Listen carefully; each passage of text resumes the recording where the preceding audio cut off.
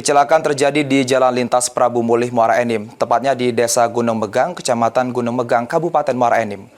Bus Sinar Dempo yang melaju dari arah Palembang menuju Pagar Alam tiba-tiba oleng menghantam dua rumah warga lalu terguling ke jurang.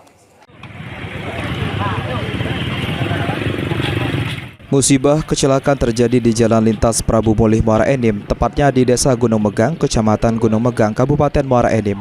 Kejadian sekitar pukul 4 pagi. Kejadian bermula saat bus Sinar Dempo dengan nomor polisi BG 7167W dari Palembang menuju Pagar Alam melaju dari arah Prabu Mulih ke arah Muara Enim. Saat tiba di lokasi kejadian, bus mulai oleng hingga menghantam dua rumah warga dan terjun ke bawah tebing kedalaman kurang lebih 4 meter. Diduga sopir yang bernama John kelelahan dan mengantuk sehingga tak bisa mengendalikan laju bus dengan kecepatan sedang. Akibatnya seluruh penumpang yang berjumlah 24 dan 2 orang sopir mengalami luka ringan, serta salah satu pemilik rumah yang ditabrak mengalami luka di bagian kepala. Saiful menjelaskan sedang memejamkan mata. Pada saat di TKP dirinya merasa bus dalam kondisi oleng dan tiba-tiba bus sudah berada di bawah tebing dan menabrak rumah. Penumpang pun keluar melalui pintu darurat untuk menyelamatkan diri. Semua penumpang hanya mengalami luka ringan. Pihak PO menjemput penumpang untuk diantar ke tujuan masing-masing.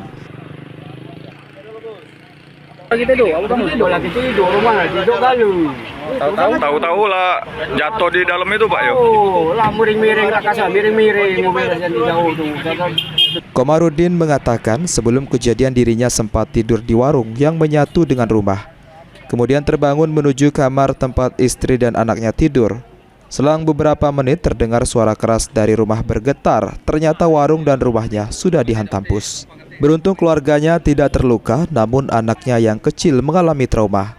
Sudah ada pihak PO bus Sinar Dempo yang menemui dan akan bertanggung jawab. Aku kan tidur di toko kan, tiba-tiba dibangun oleh kucing.